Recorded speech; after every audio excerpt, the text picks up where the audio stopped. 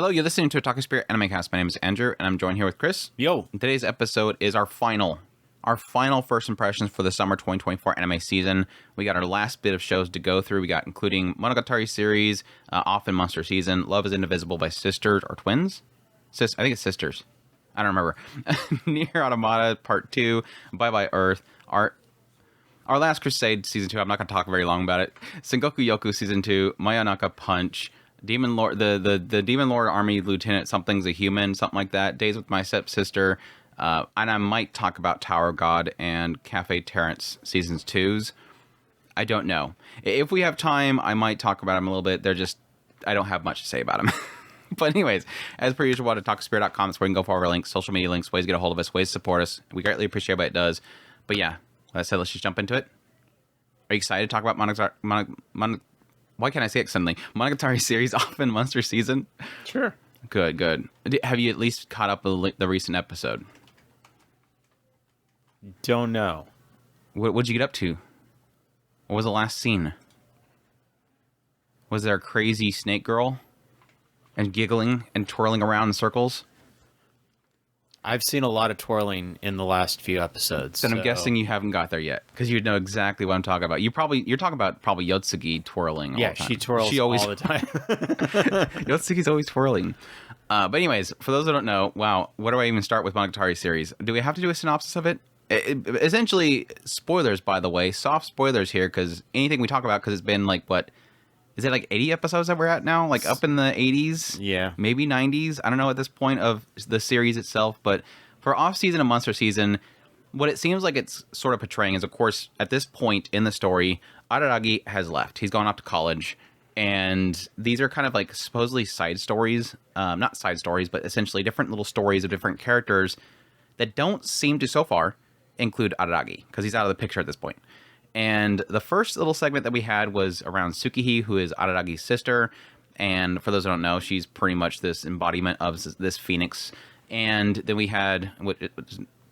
I'm avoiding spoilers. The dying bird or whatever it's called. I forget exactly what they call it. It's sort of like a phoenix. And then, yes, we have pretty much the rest of the season so far with this particular season has been around Nariko. And... which is great for me, because I really like Nariko. But yeah, it was Yotsuki and Nariko basically doing stuff.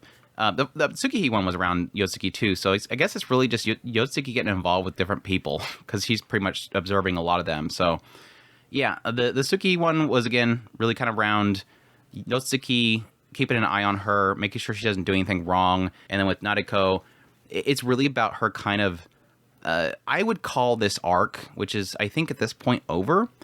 This arc was really kind of like a self-reflection thing, because it opens up with her talking about her past and all the things that she's been through. She's seen a lot of points in her life where she's changed significantly, and then at some point kind of getting into how, because with the Tsukihi arc, she discovers that she has the ability to essentially draw and bring things that she draws to reality as Shikigami, and in using that to test out the powers to help herself with trying to get better at manga quicker or make her manga, she releases a whole bunch of Narikos. And so she has to go out and capture them. But they're all Narikos that she's made in different points in her life in order to make them distinguished. And so it's really her kind of going to each one of them and self-reflection happening by addressing herself and essentially capturing them. So, and that's been the season so far. So what are your thoughts? It is nice to get... Shaft's back, dude. Yeah, right. Shaft is really back nice for sure. Damn. Some Monogatari back. After Luminous Witches and Assault Lily, Monogatari series back. Same team and everything. I'm not going to say that I've been absolutely in love with it. I do like it. Are you an anti-Nariko? No. Because not enough Shinobu. Is that what it is? Not enough Shinobu? It's probably that. When she finally popped up, I was like, dude, Shinobu! Well, I pretty much, when Hachikuji was on the screen for a few minutes, it was like, yes! That was fast. Way too fast. Bring her back. The wandering god, just kind of trotting around. I do like Nariko. She just... I don't think that she's vibing as well without Araragi for some odd reason. I think that's a lot. That's technically a point to be made in general, because I think I had the same feeling with Hana Monogatari. It's like without like the Nisi Oysen's writing is so like with this series is like so around the chemistry of them, each one of these characters and Araragi. Yeah. And so we don't have them there to constantly have almost this teasing factor that's always there. Yeah. It's kind of like, okay, so it's just the character. I think the only thing that kind of offsets that is I think that the chemistry between Yotsuki and Nadeko is fun because Yotsuki's a goofball too. She's not a teasing, but she is sort of like I call her like an emotionless doll tsundere is like the best way that I found to describe her. Like she never wants to admit that she likes to help somebody or that she's doing something to help somebody. It's always like, I'm very businesslike and I'm doing it because I'm always looking out for business opportunities or something like that. It's all about the job. I'm not helping you because I like you or anything, but baka. Pisu. Yeah. I mean, she does have a knack for drawing out the personalities of the other characters. I'm not going to deny that. But yeah, I do think that maybe it is that teasing aspect that Araragi does kind of pull off. That it's just not quite there. It's just not the chaos that you kind of see when these characters are just in their full element. I mean, but either way, I don't want to sound too negative because I do like it. It is fun. Yotsuki is an absolute goofball. I would like a little bit more digging into the kind of the mechanics of what they're trying to do. It's kind of weird that they're kind of. I do like Nadeko's kind of self-reflection moments that Andrew was talking about because that is very true. It is very much in the element of her kind of facing her past selves, and that really does work. The mechanics of what's going on seems to have kind of got pushed to the wayside while it's still there, especially when they're talking about the Shikigami. And it's Yotsugi has actually brought it up several times that she's a walking corpse. She's a Shikigami as well. So it is kind of in there in the mix, but it doesn't seem to be at the forefront like it used to be. It seems like it's just kind of, let's just talk about Nadeko's problem with this or Nadeko's problem with that, or Tsukihi's problem with whatever it was that she was facing, I guess. I don't know. But all in all, it looks fantastic. It's been an absolute blast. I can't wait for more, honestly. Yeah, the Tsukihi thing wasn't really necessarily her having a problem. The Tsukihi thing was just mostly Yotsuki being an observant and observing Tsukihi. Now, I think what was interesting about the Tsukihi part was that it was a lot to do with sort of, I guess, kind of hinting at more about Tsukihi and the fact that she's always at the center of every problem and that she sort of is magnetizing problems to herself. But I think the really cool thing about Tsukihi's story was the ending of it, where it's really kind of getting into, yeah, this is something that its innate nature is to reset itself. So whenever something bad happens, she resets herself. So she never remembers what the problem was, but the problem that comes from that is that she always repeats it. She's never going to mature, basically, is what it was kind of indicating there, is that whenever there's a problem, she always just discards it. Just like that whole situation with the slug and everything, at the very end of it, I like this fact that where it's like Yotsuki's trying to hide that she's a doll, and so when it's revealed, she's like, oh, I'm a magical girl that has embodied your doll, and so I have to go defeat something. Crap, I got to make something to defeat. That's what gets into Nadeko's thing. But it turns into this thing where after everything, she essentially dies, but then it resets again. And again, because like I mentioned earlier, it's the undying bird, essentially, the phoenix. But it had this really cool way of portraying it in the idea that her clothes were destroyed and bloodied, and so she just throws it in the trash. Again, reset. Doesn't care. Doesn't even question the clothes being bloody and messed up. Just trash it, and then walks. I don't think it was bloody. I think it was just torn up because I think Yotsuki cleaned it. But again, it's like that aspect of this is a kind of a scary thing because she'll never learn. People learn through mistakes. Tsukihi doesn't. So that's what I kind of got out of that whole segment. But yeah, I kind of disagree on the idea of the mechanics. I think it did a good job of kind of constantly sprinkling. And I think that's what they've always kind of done with the Monogatari series. It's always kind of like this shenanigans, and then towards the end, it kind of climaxes to dig into what it is. And that's where it actually starts to kind of dig into the mechanics and what's going on there. Whereas I felt like, at least with Nadeko's whole thing, it kept sprinkling it throughout the thing of, okay, so she can do this. Just like the slug. Wow, okay, so she not only can she create the slug, but she can also, based on how much detail she puts into it, because she's gonna dig into it and try to make it as cool as possible and as detailed as possible, she makes it more powerful. And then it gets into, yeah, like later on with the creating of all of them, and then how she can put personality in each one of them. What she puts detail into, how she names them is important, and different things like she can create objects, draw objects, and absorb the objects. Like, there's so much.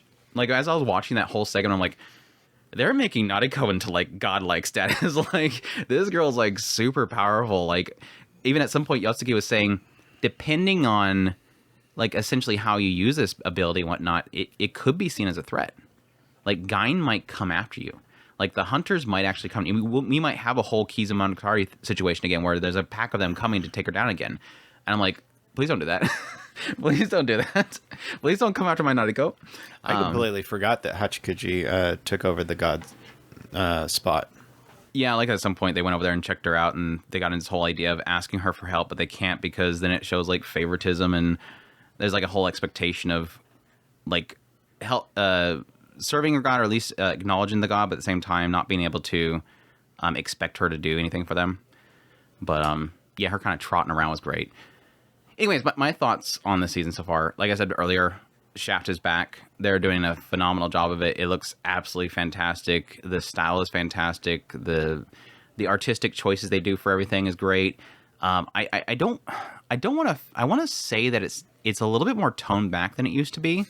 Like back in the day, the older series, it always felt like it was almost like constantly something's flashing on the screen, or something's perspective's changing. Like, they still do a lot of really good, clever perspective changes to really set the mood of the scene itself. They're still very creative with that, but I almost feel like it's less like almost flashing text on the screen every 2 seconds like they used to do, which I actually am in favor of because I never really liked a lot of that stuff. They still do it, don't get me wrong, but it's just, it feels like I almost feel like it's toned down.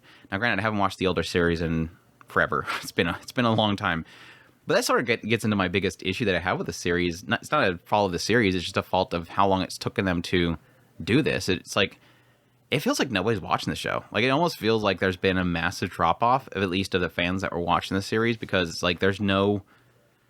Like, I felt like back when the first seasons were out for this, it was huge. Like, it just felt like everybody was watching it. Like, the first season technically has like... like on Mallet has like 1.5 million members.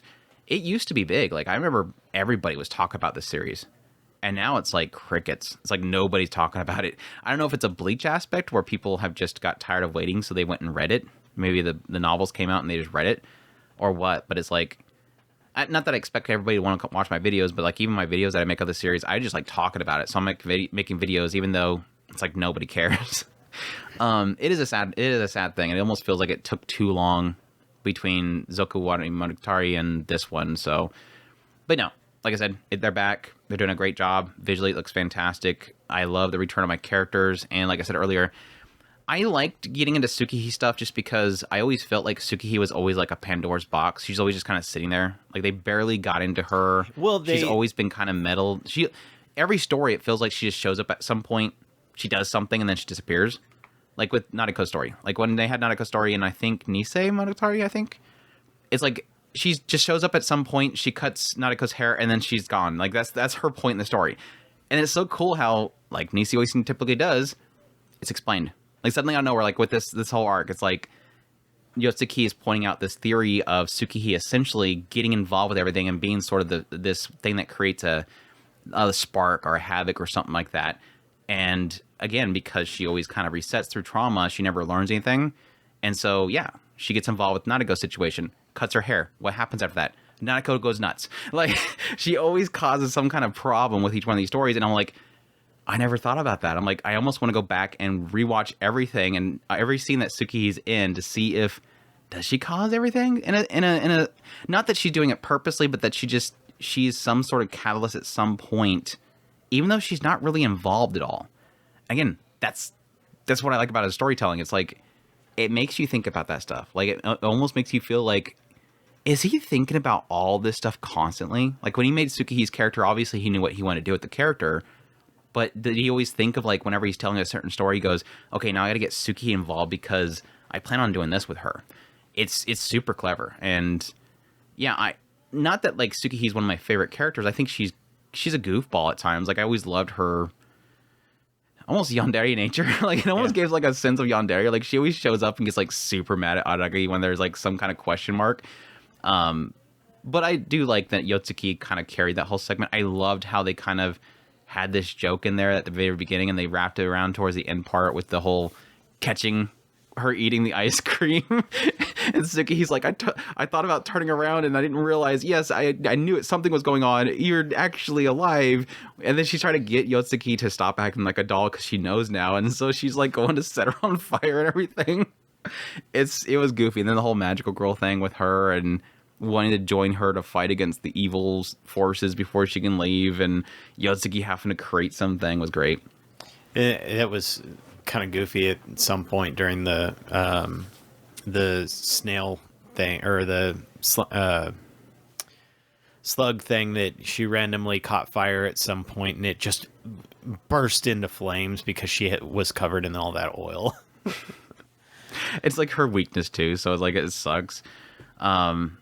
Yeah, the whole segment was great because it's like that realization of, like, Sukihi and what she is and all that kind of stuff was great.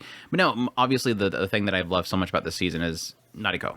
Again, I've always been a massive fan of Nariko. Chris has got me a figure of Nariko, like, right here. You can see it. You can barely see it right here.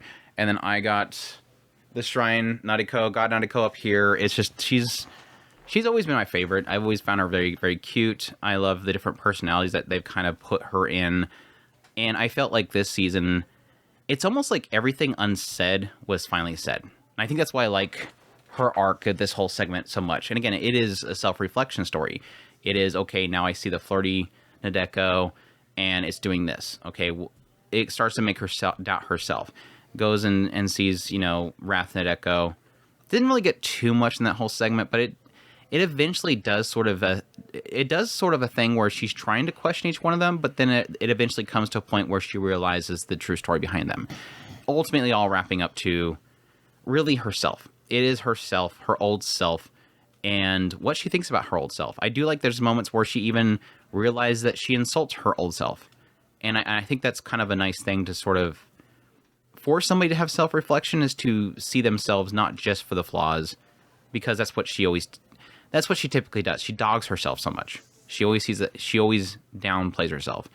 Getting into the aspect of how she was manipulative, or at least accepting that she was manipulative at some point with her inability to, stand out there, stop being a victim, all that kind of stuff. I think it was fantastic. The end segment of the arc got me in tears.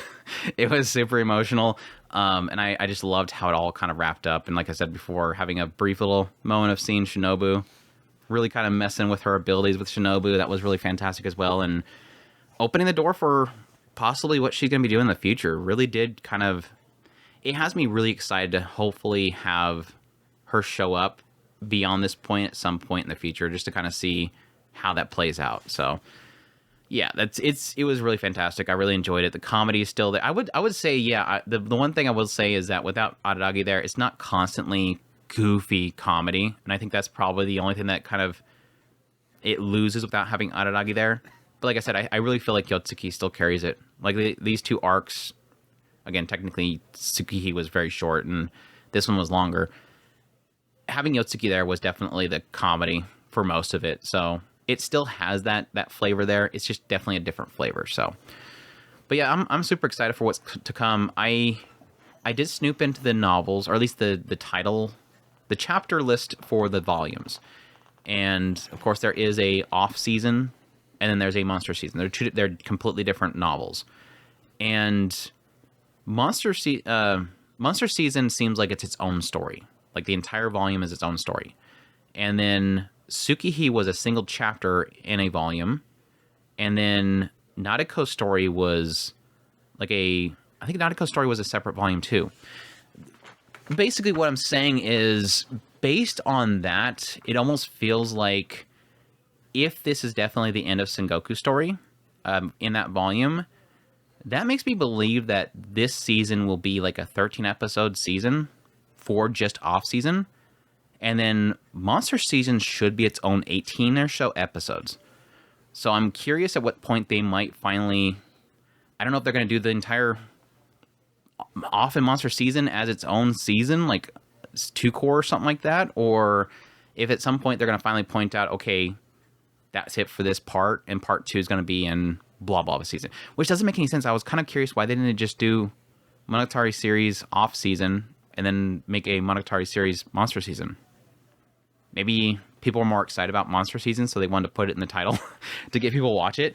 I mean, I'm thinking that Monster season's supposed to be about Shinobu, question mark. So I guess that would make sense why they'd want to hype people up. I would have thought, oh yeah. Because isn't Shinobu like one of the most beloved characters of the series? I mean, I love her, but I think she's one of the most beloved characters of the franchise. She seems to be a lot of the figures, so... I think most of the West loves Shinjigahara, and I want to say that most of Japan likes Shinobu. Really? I want to say. I don't get the Shinjigahara hype personally, but I don't have a problem with Shinjigahara. Don't get me wrong. I don't have like a fascination for her. My favorite characters are Nadeko, Shinobu, Yotsugi, and after that, I don't know. Oh my gosh, dude, Sadachi. Did you get to Sadachi? That was a shocker. Sadachi showing up. Sadachi. Oh yeah, that was so good. Because I don't remember 'Cause liking her story that much. That was when she was hunting for bloomers. Yeah, because she ran away from school. That was super cool because I didn't dislike Sadachi's story because I thought it was extremely tragic. If I remember correctly, because that was like the one about her mother being in the room and she was dead or something like that. But it wasn't it wasn't intriguing like the rest of the stories because everybody had sort of a different infliction that they were dealing with. She was just her. And so I almost felt like that was a bit of a lacking story. I thought that she was kind of the combination to the monkey paw. No. That was in Hanamatari with Kambaru. Right, but it was another part of the monkey paw. There was multiple parts of the monkey paw, and she had another part of it. I thought I don't remember. It's been a long time. Right. I mean, you might be right, but I don't remember there being any sort of thing involved with that. She was just really mad that Araragi never did anything. She brought Araragi there. He didn't say anything to his parents, and so she was really mad about that. And anyways, and then it gets into her school and all that kind of stuff that she was doing with at school. But no, like this was cool because getting her come back and it's like, oh my gosh, she's so grown up. But at the same time, she's still dealing with like her own insecurities and kind of running away from school. And then the fact that Nadeko is going through her own things completely misreads what's going on with Nadeko, but that's fine because Nadeko's not going to tell her exactly what's going on. But then it turns into this whole thing where she suddenly is encouraged to go back to school again because she pep talked Nadeko. She kind of fixed her own problem. And it was like, that was like super sweet. I like how she kind of put like, and this is the shocker of it all.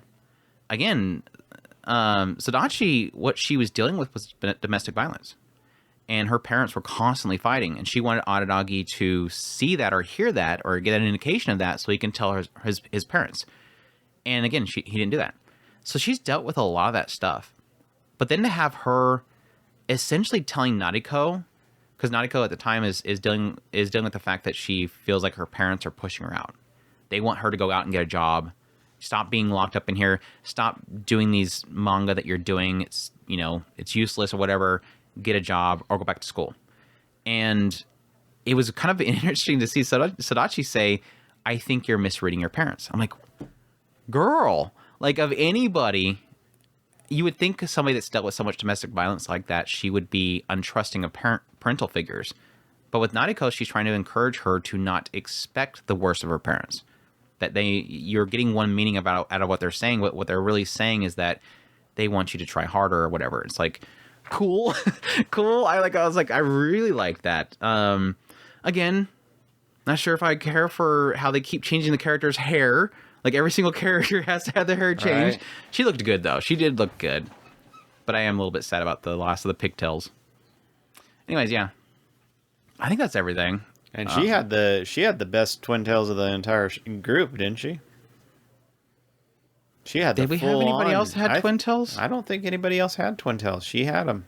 Yeah. Well, I mean, she had the long. Hachikuchi has little cute pigtails, so yeah, she had the Hatsune Miku twin tails going on. But yeah, that was super good. Oh yeah, Oigi showing up was fun too. Oigi's always a blast. Super weird. Oigi's so super weird and so interesting. And we had a brief. He's the one that I keep hoping that we're gonna get at some point just digging into him, but they did that. That was Zoku. He kind of revealed that he was the end, but they didn't really it was dig into him. Yeah, it was an apparition of Araragi, and it was about to be sucked up by the abyss, but then Meme showed up and retold the lie.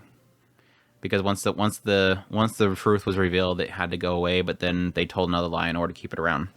That Oigi was related to Meme. That's why it's Oigi Oshino. Yeah, I figured that was it. But they could do more stuff with him. Obviously, I mean, this writer can pull stuff out of nowhere, and it's super fascinating. Like sometimes it's like, you could have told me that you just pulled this out of your butt, but it's still super fascinating. I love it. And it's always the characters too. The series is always kind of excelled at just character and character interactions.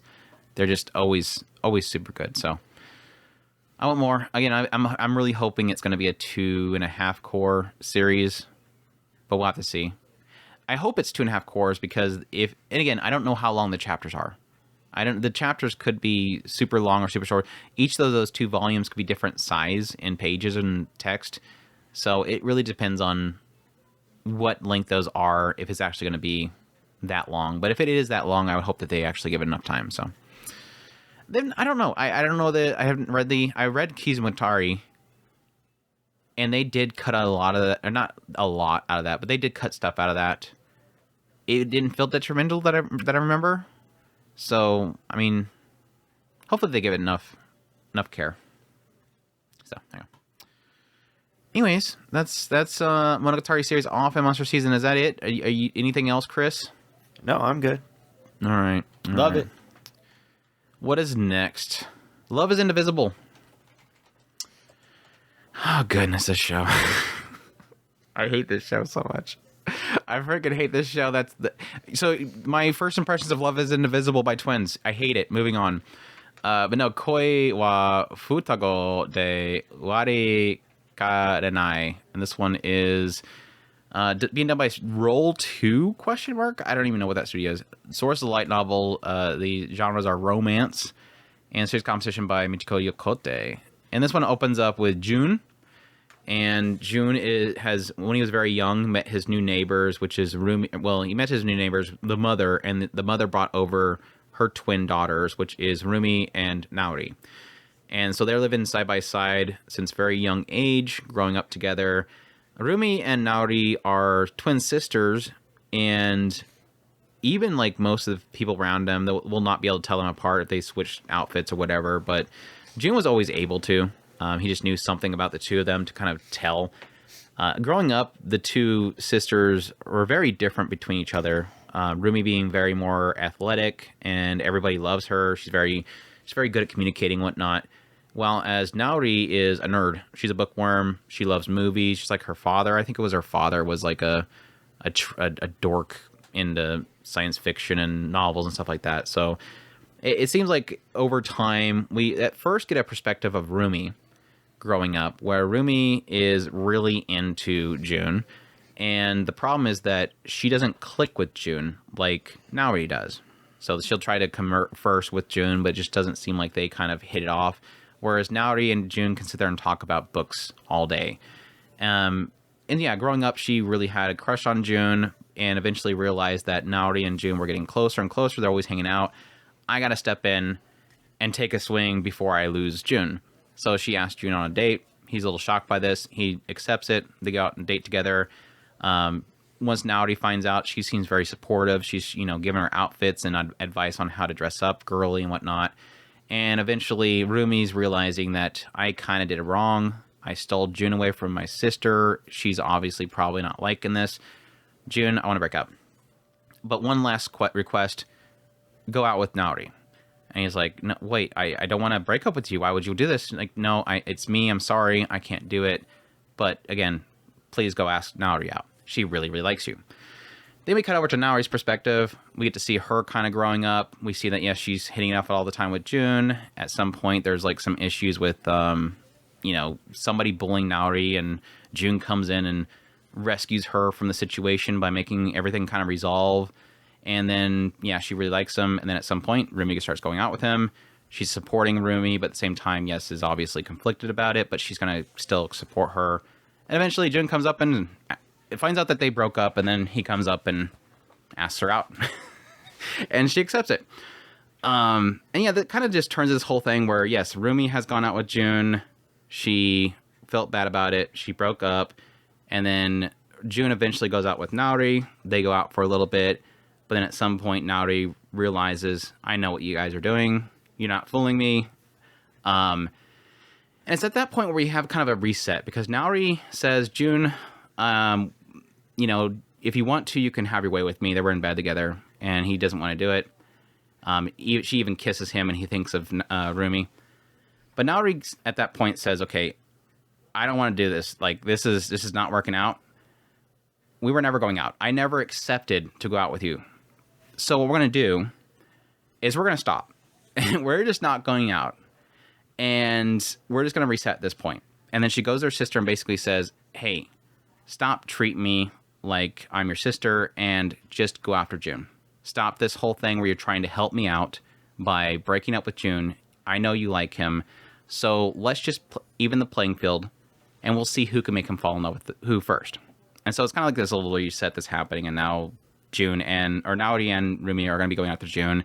On June's side, his whole problem is that, yes, he loved Naori first, the bookworm girl, because they just hit it off all the time. He liked her. That was his first crush. But then Rumi asked him out. He wasn't really okay with it, but he decided to go out with her and then realized that he fell in love with Rumi. And that's why he couldn't go back to Naori. From his perspective, it seems like he doesn't want to have anything to do with either of them anymore relationship-wise. Like, after going out with Rumi and then going out with Naori, he just doesn't like what's happening there. So it seems like he doesn't want either of them. Like, he's talking to his friend, and his friend's like, what the hell, you didn't bang Naori when she asked you? Are you an idiot? He's like, oh, I was just conflict with this whole thing. He's like, you're an idiot, dude. But yeah, he basically tells his friend, look, I don't think I really want to get involved with this stuff. So it almost plays it out like June just doesn't want to do that. But we'll see. So my thoughts on the show. I hate it. I hate everything about it. It's mainly because the reason why I don't like this show is I hate everybody but Naori. Like, early on, I hated Rumi because she asked June to go out with her. He falls in love with her. Like, at first when they started going out, I'm like, I don't even know if June likes this girl. But then when he goes to break up, when she goes up, because it kind of skips forward, and then she goes to break up with him, and he's kind of troubled by it. Like, he's actually bummed out by it. He fell in love with Rumi. And it felt like she just kind of like, sorry, it's me. I know, can you go out with my sister instead? It was like, wow, what a jerk move. I'm like, okay, I don't like this Rumi character. And then Naori starts going out with June, and I'm like, okay, good, because Naori's like super cute. She's like the more attractive one. She's super playful. The two of them just like have great chemistry because they're constantly geeking out about stuff. The only problem between June and Naori is I think June is a Trekkie and Naori is a Star Wars person. So, unless I got that backwards. So, they basically have the whole Trekkie Star Wars thing going on in this series. And that's their biggest problem between the two of them, is they're not both Trekkies or they're not both Star Wars fans. But anyways, then at some point, June is with Rumi alone, and he starts to sort of make a move on her again while he's going out with Naori. And I'm like, okay, now I hate June. I was like, I don't like these characters, and I'm waiting for the moment that Naori does something. Like, okay, you made me not like Rumi. You've made me think that June's a bag, and then now what are we gonna do with Naori? What's Naori gonna do that's gonna make me angry about her? The cast just kind of sucks, and I almost feel like it's kind of one of those those trains you kind of see coming, and you know exactly what's going to happen in the end. I mean, there was a side of me that was there's a side of me that was expecting what they were going to end up doing is because Naori and Rumi both love June. What I assume was going to happen was you're going to have like a harem, a hidden harem happen, where Naori and Rumi come to an agreement that they will have, say, Naori going out with him, but Rumi will disguise herself as Naori every now and then to be able to spend time with him. And they already established before that he can tell them apart, and so it's going to be one of those things where only they know the secret. And so they can essentially have their harem without publicly being known they have a harem. But I don't know, it doesn't feel like it's going that route anymore. So I'm going back to my initial assumption early on, which was the moment that Naori or Rumi broke up with June and said go out with Naori, and it didn't seem like he was letting Rumi go. I was like, okay, so you're gonna just kind of drag out this idea with Naori, and then eventually at some point he's gonna go back to Rumi. So my assumption the ending would probably be that he's gonna get with Rumi. They've already kind of hinted at Naori and the other friends sort of having a thing, or at least he has a thing with Naori. Like, he's super into Naori. And so I'm assuming that they could possibly have her just get with him, which at this point I'd rather that, because I don't think June's good enough for Naori, because she's too perfect in so many ways. But I don't know, it might surprise me, but it is one of those series where I almost feel like it's telegraphed too much how it can end. Just get with Rumi and be done with it. So, I don't know. It's kind of a painful watch. I think my biggest issue that I have with the series is, besides not liking literally 2 or 3 of the main characters, it's too referential. Like, it's super, like, because again, June's a geek, Naori's a geek, and they talk about references way too much. I'm guessing the writer is like a super geek, so they constantly are bickering about like different authors, different characters of stories and books, and I don't know. I don't care to know. So there's a lot of references in the dialogue that it completely washes over me. So I guess if you're like a massive bookworm and know a lot of references, I would assume like a lot of them. It seems like a lot of them are Western, older novel series and whatnot. So it's not like, I don't think any of it's really kind of like light novel and otaku culture type stuff. Like I said, it's very Western literature and Western movies references. So that's kind of if you like that kind of stuff, you might like it for that sake. So, but yeah, I don't know. I might just keep watching it out of like morbid curiosity, but it's just not been. It's not a terrible series. Don't get me wrong. It's just not It's not something I'm like super excited to watch every week. That's for sure. Let's move on though. Something that I am enjoying. NieR Automata version 1.1a part 2. I don't know if that's going to be an alpha or what. I think it's just 1.1a. But yeah, this one is A1 Pictures, based on a video game by Youko Taro. Action, drama, fantasy, psychological sci-fi. Spoiler warnings. Because I can't really talk about anything happening in this part without really kind of spoiling something significant here. I guess overall, I have been really, really enjoying this season. I did really like the first season, and that was a lot because I was having a lot of fun speculating on what exactly was happening. And obviously going into the second part, right off the bat, from the very beginning, they just like, cards are revealed. This is what's going on behind the scenes. The concept here is that mankind was being overrun by these aliens. Showed up. They released these human life forms. Not human life forms, machine life forms. These machines that have like their own life forms, and they're coming up and uprising on the humans. The humans had to flee the Earth and go up into space. They create these bunkers up in space. The rest of the mankind are away on the moon, and these bunkers above Earth will then send down, androids to come down to Earth, fight the machine life forms, and hopefully reclaim the Earth so that the humans can come back down and repopulate the Earth. Well, the big question mark was really around why was this kind of almost seemingly like endless fight that was happening. It seemed like the machine life forms were evolving. They even created their own concept of Adam and Eve. They were reading and absorbing the literature and the information on Earth about humans. A lot of them mimic the humans. All this kind of stuff was kind of happening. Like I said, they literally birthed an Adam and Eve at some point. And that was like the big story arc of the first season. Going this part, crap hits the fan. Like literally everything, like people like across the board, everybody's dying. And I'm like, where the hell are we going here? And eventually focuses in on A2, who was a character that they brought up in the first season, who was a Yora androids, this new series of androids that had defected. Like they came down to Earth at some point, was on a mission, and they completely defected from the bunker and their command, their chain of command. Well, she becomes the focus, and now it seems like she is given a final request from B2, who was to be the main character of the series. And that's kind of where they're going at the moment. It's seem to be focusing on 9S and A2 going forward. They've managed to like cull the cast so much and condense everything down to sort of, I guess, like the final leg, I guess is the best way to put it. Like there's really nothing left, and I'm really curious as to what the writer has plans to going forward. I don't currently have any more questions left.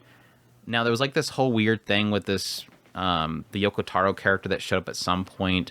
There's this massive monument that appeared in the middle of the Earth. I'm guessing the only direction we can go from this point is probably what the human, I keep saying the human, what the machine life forms have planned going forward. But it's been super amazing. Like this season has been super soul crushing, massively heartbreaking, really shocking. The animation's been really top notch. There was one particular scene with 2B and A2 that was just absolutely jaw-dropping. Like, I was shocked, but at the same time, it was super beautiful. So, it's been a really stellar season so far. But I'm looking forward to where it goes from here. It's been like substantially, like way better than the first season. It almost felt like it does kind of play it out like it is. The first season was sort of a prelude to everything else, because like they even had this one point when everything kind of hit the fan and all this crap starts going down. Suddenly it like cuts to where it's almost doing like a intro to a video game where it keeps cutting to black and you have the text on the screen. I'm like, are we legit doing like an intro to like the game? Like, okay, we finished the beginning part, now it's time on for the real story. And it seems like based on what a lot of people were saying, that's pretty much what it is. Like that was the prelude. Time to actually get into the story. I'm like, okay, that would explain why we've shifted to A2 at this point. Yeah, super good. Really enjoying it. Looking forward to more. Even if it is a little bit soul crushing, Yoko Taro is not nice. Yoko Taro is not nice. He's like the video game equivalent of the Butcher, Jin Buchi. Anyways, Bye Bye Earth. Let's get into Bye Bye Earth. Bye Bye Earth is streaming on Crunchyroll, done by Leiden Films. It is based off of a novel. It's an action-adventure fantasy. The director is Yasuto, who did Killing Bites, Yasuto Nishikata, and the music being done by Kevin Penkin. And the original creator of the novel series is To Ubikawa, who, of course, Ubu Kata, who, of course, did Murdoch Scramble. So this one opens up following a girl named Belle, and she is a human. They call her something different, but she's a human. She's the only human amongst like everybody else being some sort of like mythological creature, like, you know, cat people and mermaids and bunny people. She's like the only person without like ears and a tail or hair or scales or anything. And so she's seen as an oddity. She constantly wishes that one day she can possibly find where she came from. You know, go to find people that are like her, essentially, because, of course, every time she goes to a town or something like that, everybody looks at her like she's some kind of odd creature. She is currently training under Sion LeBlanc, who is a nomad. And nomads in this world, from what I'm gathering, is essentially people that just travel for a particular task they have. They have some sort of goal that they want to accomplish or something like that. A nomad takes upon themselves a curse. They're able to wield a blade and go about that journey. And Belle's training under Sion. At some point, he tells her, you know, look, if you want to find your family, if you want to find people like you, essentially, then, you know, become a nomad and go travel. Go to Park City, go there, undergo the trials, and become a nomad. And then you can go out and travel and try to find, you know, people like you. So he, in order to make her become a nomad, or at least send her on her way, he has to put her through one more trial, which is to defeat him and bestow upon her, and then also exchange blood with him, and then bestow upon her curse, because a nomad has to have a curse. For her, the curse is that she's unable to cut a person. And so if she swings her big, massive sword, which she calls Runding, her big, massive sword just slams it into something, it will not cut through them. It'll cut through everything else, like people's blades and whatnot, but not the person. Sion was actually, his curse was that he was unable to... Teach? He was unable to use his ability except to teach. So, like, it was like... So even at some point, Belle was like, well, why don't you just start the fire like you normally do? Just cast fire on it. Well, he wouldn't be able to do that because he would have to be teaching Belle how to use the fire on the campfire in order to use a spell on the campfire. But anyways, yeah, so she defeats him, receives her curse. He also ends up cursing her not to ever be able to, or at least release some kind of spell, or maybe it was part of the nomad thing, causes her to completely forget about him. So, like, all of her memories of him just start fading away. And then she starts to travel. So she goes to Park City, meets the king, gets to be initiated as a soulist, and then starts to do different jobs for them in order to become a nomad. And that's where she's running into different people, learning about that everybody essentially can raise a blade, and if that blade is destroyed, it will cease growing. But the blade basically grows alongside them and gets stronger and stronger. So she's breaking people's blades that have no right to wield a blade. And then she meets a rabbit that seems to be keeping an eye on her. At the same time, Sion's working in the background for some reason, observing Belle because he's hoping that Belle will seek the distances that he's always wanted to. Eventually, he gets called by the king and everybody else to go out and fight this one of these soulists that is like one of the strongest soulists out there. And so they bring this massive army to try to take her on, and she just wipes the floor with everybody. And she's currently getting a group together again, or at least reforming to go back in there and fight her. So that's where we've left it so far. What are your thoughts? Confused? Yeah, pretty much. I find it so freaking fascinating and so deep, but there's some times where I feel like I'm missing something, maybe they're cutting a lot of stuff, but it feels like it's just throwing concepts like left and right. Like, you still text pop on the screen like, oh yeah, by the way, there's this army of insatiable emptiness, and if it finds her, it will consume her. Oh, by the way, every time she goes to meet the king, the god never looks at her. I'm like, what? Explain, please. I want more context here, because you all acting like this is normal. I don't know what you guys are talking about. I get a sense, but I'm not really sure. Yeah, I've so far, to be fair, I've only watched the first 3 episodes. So what I've seen has been very, very fascinating. Just constantly all kinds of just lore. Just I knew Andrew would be eaten well with this show for sure. I love the idea of the weapons having growing and having effectively almost sounds like they have their own soul. I mean, Runding has its own personality and stuff like that. Belle having to go through the kind of the situation to get her ability to become a nomad was kind of tear jerky. I mean, I was like, man, this sucks. This person who took her in, effectively training her up, all that stuff, just to end up passing on the torch in the way that they did. That was kind of rough. So yeah, there's just so much going on in this. I mean, I would love to pick apart this world. It's just, it wants to give me something to chew on for sure. Yeah, I don't know if it's been translated over here or not, but this is definitely one of the ones I would probably like to at least kind of peek into the first volume and see just how much more context is there, because like I said, I find it to be extremely fascinating. The world is just deep. Like, in this recent episode, when they were going inside this cave in order to take down this soulist, at some point when they're going there, they end up meeting one of the other people in their particular squad, and this guy's a jerk. Like, this massive big dude. He's kind of a jerk. And at his side is his girl, which is Benedictine, and it's a mermaid. And she's like just a snobby. And then at some point, while everybody's fleeing from being massacred by the Solist, Belle gets off to the side and she ends up running into Benedictine. And Benedictine's like freaking out. She's trying to find her boy. And then at some point, Belle's trying to calm her down. Then at some point, the guy shows up and he's dead, but he's turned into a zombie. Like he's being controlled. And Benedictine's like freaking out about that. Belle ends up taking him out. And then Benedictine just breaks. Obviously, like her loved one is already dead. And now he's dead. And he tried to kill her. But she just completely breaks. And then Kitty shows up and he explains how these mermaids live. That they are mirrors of a person that they connect to. So essentially by connecting to this guy, she mirrored his personality and his personality became hers because she just had her own. They feed off having a personality given to them. And so once they're broken from that person disappears or dies, they have nothing and they just basically break. They shatter.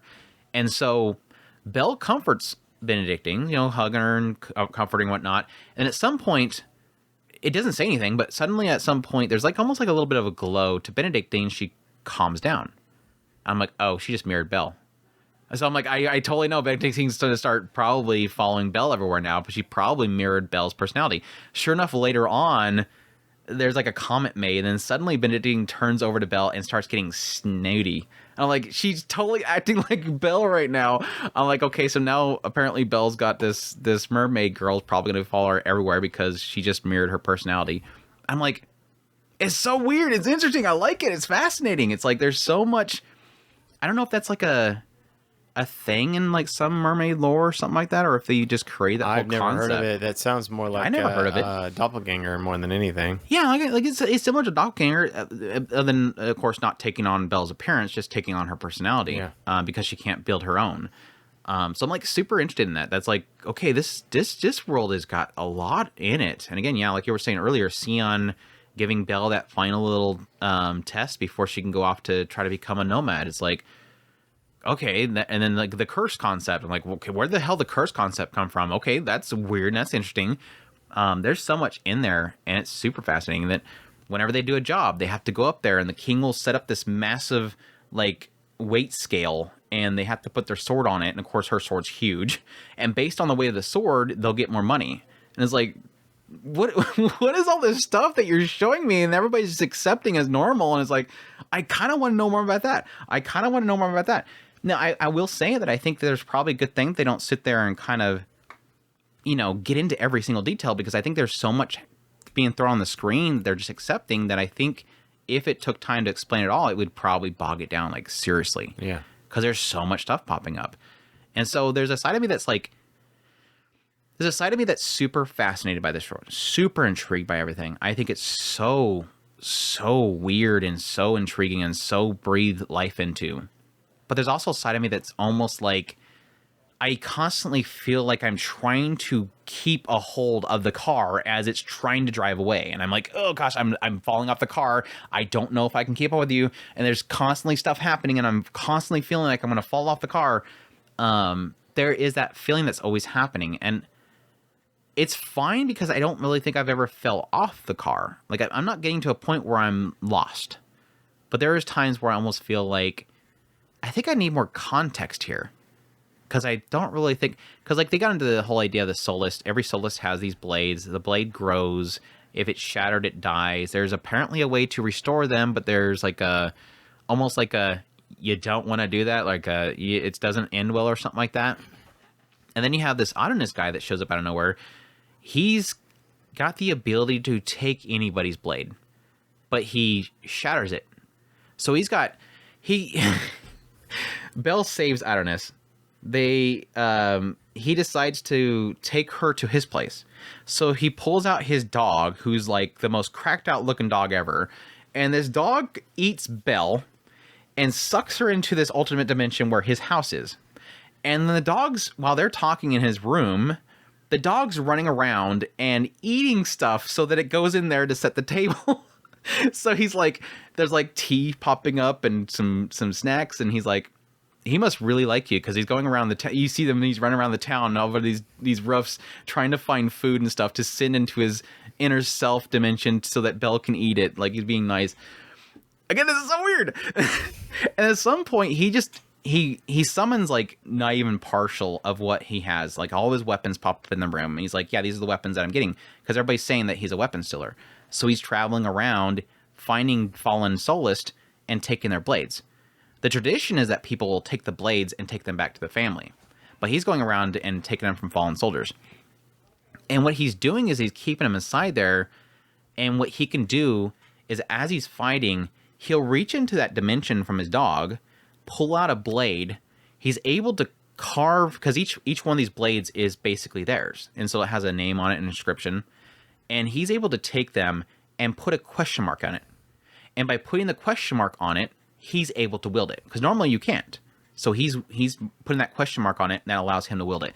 But it seems like they shatter very quickly, so he's literally going like this and just shattering it. I think he marks them beforehand, but whatever. Again, it's what is it? What? Okay, so it's like I feel, like I said, I feel like I'm constantly.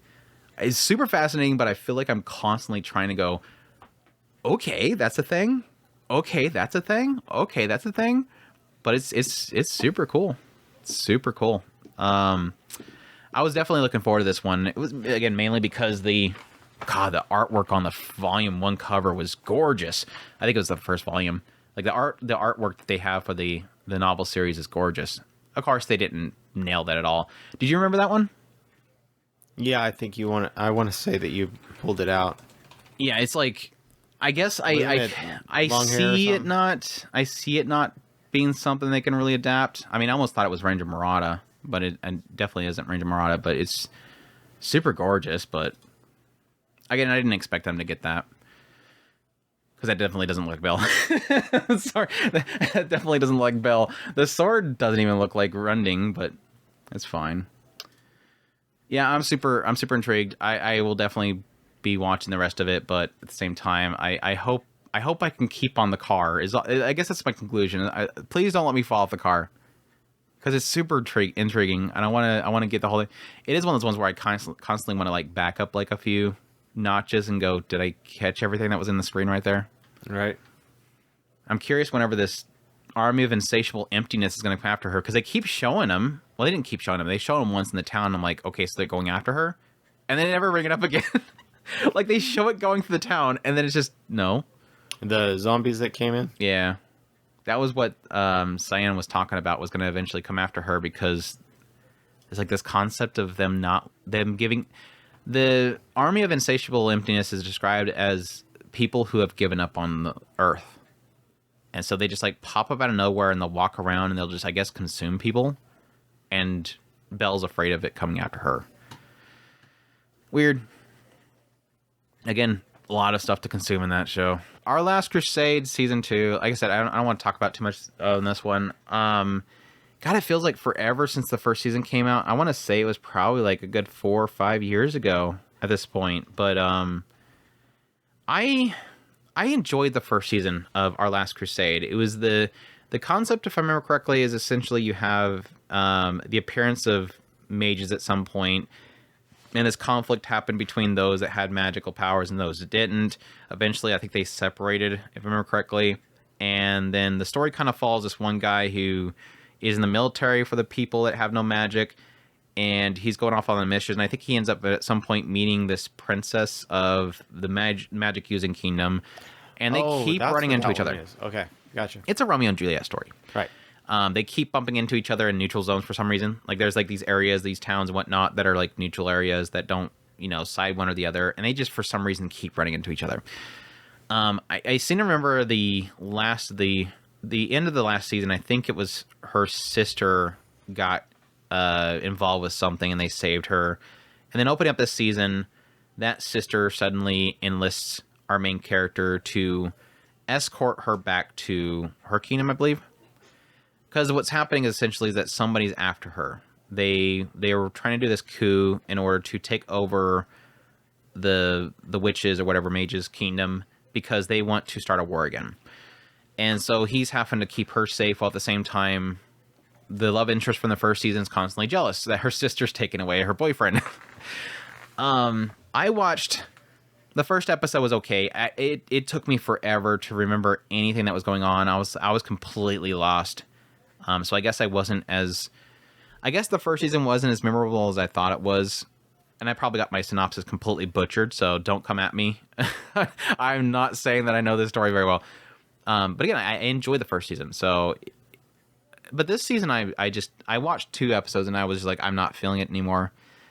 Yes, a good reason for that is that the second episode looked like Garbo. Garbo. Like, I don't know, what was the best way to explain it? It's like out of nowhere, suddenly, just with the second episode, the quality drop, it was almost like they just outsourced it to like a training camp or something like that for animation. Like, I don't know where these characters' noses are just kind of protruding, and all the characters look bad. So it's not like one character specifically. And they're running around the town while he's escorting the sister. And then they go into this one room, and she's trying to act out everything that he did with the sister, including grabbing his arm and pulling it in between her chest. And then suddenly it looked like his arm's literally going through her chest. I mean, it could be just wrapping around there really well. I don't know. I'm not going to judge. It was looking like butt. So I just kind of like, I just shut it off. I'm like, I don't know. I'm not invested in enough at this point, and I'm not remembering enough from the first season that I'm just like, I've waited long enough for you guys to come back with the second part, because they announced the second part like right off the bat too, and I almost felt like they just took way too long coming back with it. So I don't know, unless I have like a random spur moment to get back to it, because there's some characters in there that I really do like. Like, I love his commander. His commander's so great, but I don't know. I probably won't get back to it. I did get back to Sengoku Youko, and I am enjoying that one more than I thought I would be. Sengoku Yoku's second season, or Senma Konton-hen.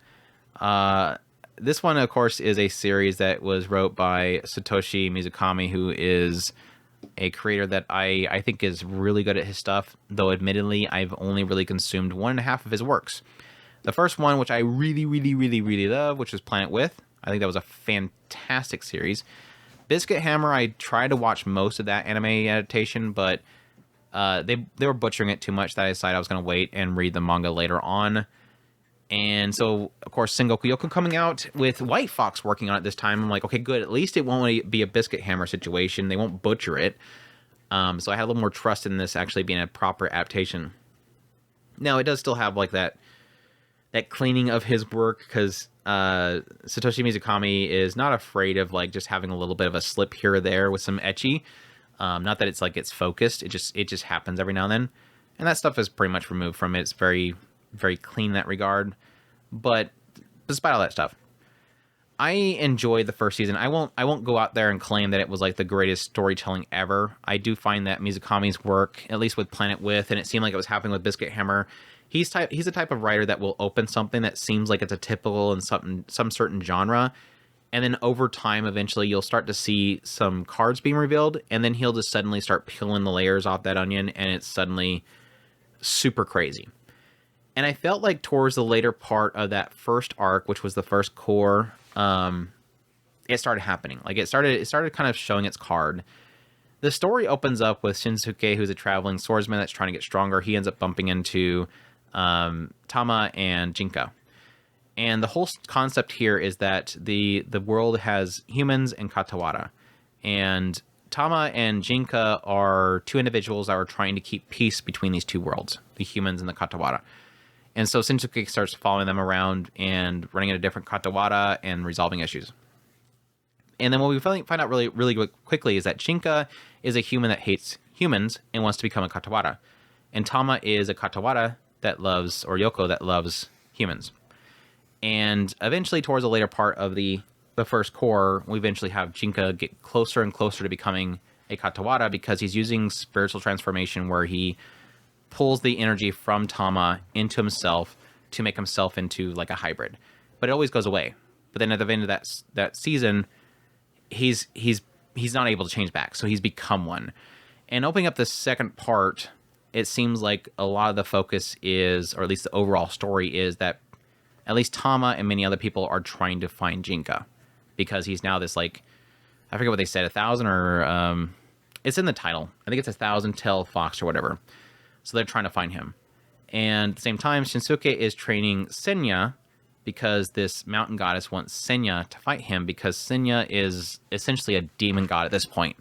He's got like thousands of Katawara like imbued into his body. And Senya has amnesia at this point. He was a bad guy in the first season. He has amnesia at this point, and he doesn't want to fight. And so these Katawara inside of him are wanting him to fight, while Senya does not want to fight. But then he's going to have to fight because, again, supposedly, eventually they're going to run into Jinka. So that was the opening, is that Shinsuke is taking care of Senya. Senya is an amnesiac that doesn't want to fight. Tsukiko is from the nearby village. She loses her father, but then wants to travel with Shinsuke and train under him. At the same time, they run into Tama, who's still looking for Jinka. And I think that was pretty much it for the oh yeah, then this dragon is showing up wanting to take on Senya. So my thoughts on the season so far, I was really afraid coming in the season because I didn't like Shinsuke. I really did not like Shinsuke from the first season. I found he was fine at the very beginning because he was kind of he was kind of like our eyes into the story, because he had no idea about Katawara, so he's learning about Katawara and their abilities, and he's trying to get stronger. I was fine with him at first, but then at some point he became, for obvious reasons, it made sense why he was the way that happened, but he became like this grumpy, but like just, he's a vengeful dude. Like he just turns into this whiny, vengeful dude, and I just got sick of hearing him. And then when I found out that he was going to be pretty much the main character of the new season, he's kind of Senya's the main character at this point, actually, but he's going to be a main focus. I was like, oh, I don't like this. But it seems like he's chilled out. He's got a focus that he's got a purpose. And so he's kind of chilled out for me. He's kind of turned into the useless sensei, basically. The guy that like everybody wants to train under, but he's not really that good because he always fumbles things. He tries to look cool, but then he fails. So he's got a little bit of charm to him now. But mainly the main two focus is Senya and Tsukiko. Tsukiko she's cute. She's pretty much the replacement for Tama because Tama's not around much anymore. Tama did show back up, and she's gorgeous now. She got the long hair going on. She's a lot more kind of bigger. She's kind of matured body-wise. She looks gorgeous, and so I'm hoping she doesn't disappear too much. But Tsukiko seems to be like the replacement for her as sort of a cute character that's trying to get stronger. Senya, again, is like the being that has the demons within them. They're constantly haunted by the demons inside of them, haunted by their past and what their past self was, which in the first season was him traveling with the dragon that was hunting down all the failure Katawaras and people that were against their shrine. So I'm curious what they'll do with him. It seems like they're really going to focus on him just kind of not completely being a mass killer like he was once, but more of somebody that is able to fully control the Katawara inside him and be mentally mature while probably assisting them in trying to take down Jinka. I'll be curious of how much they'll do with Jinka in this whole story arc, because I think if I remember correctly, when they originally were talking about this adaptation, it was supposed to be 3 arcs. So I'm assuming this is the second arc. And then I think the OP kind of spoils where they might actually go with the third arc. But I'll be curious how long until they get there. Because it seems like there's going to be a time skip. And then that might get into Jinka himself. My biggest fears right now that I have for this series is that I hope that eventually it's going to get into like a big hook in the story. Because like I said earlier, with my experience with Mizukami is that he at some point will have a really cool reveal. And I think I've hit some of those, but I'm hoping that gets here soon. They ended the last episode I watched with kind of a hook that I'm kind of interested to see what they do with that, but I haven't gotten that Mizukami moment, like that big Mizukami moment. And it might not be in this series. Maybe I'm just looking for something that's not going to be there, but The OP definitely has me hyped, so I'm curious to see where it goes from here. Again, this is kind of like similar to the first season so far. It's nothing here that I'm like, oh my gosh, people have to go out and watch this show yet. But I have been enjoying it, and like I said, more than I thought I would, with Shinsuke being a more central focus. He's not like the whole focus, but he is a focus. Mayonaka Punch, Chris. Are you ready for some punching? Some Mayonaka punching? You want to punch me? Why No, are you punching me? I'm asking if you're ready for a Mayonaka Stop punching punching. me. This one's streamed on Crunchyroll, running for 12 episodes, done by PA Works. It's an original comedy. And this one follows Masaki, and she was a part of a three-person group, YouTubers, and at some point they had a dispute. One day, her two friends that are the other members of the party decided to shoot up a live stream where they announced that they have kicked her from the group. They're moving on. They're going without her. Masaki they apologized for her outburst. She struck one of the other members, and so they're just going to move on without her. She didn't agree to this. She's a little upset about it, but they kind of go their separate ways.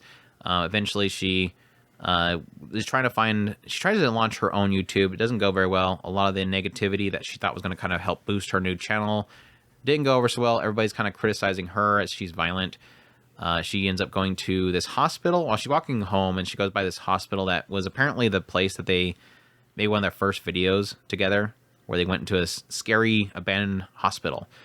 Well, just at the same time that she's going to this hospital and checking out again to see if she can find something to go viral with, this vampire, Liva, she is there also looking for any leftover.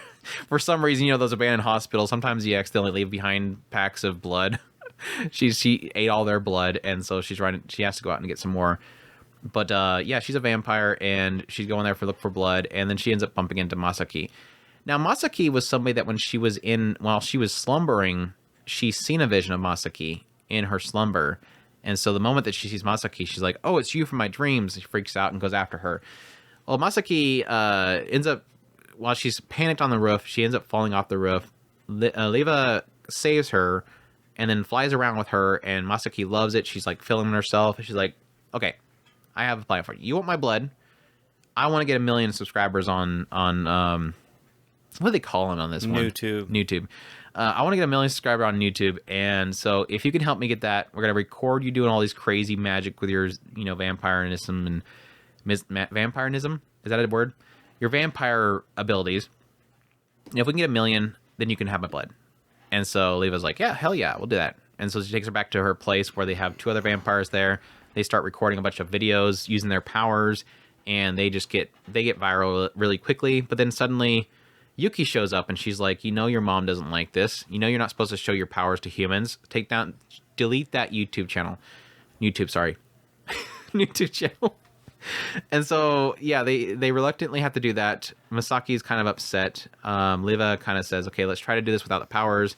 Encourages her, so now they're trying to do YouTube the old-fashioned way. And it's Masaki trying to find out things that people will actually want to watch and view.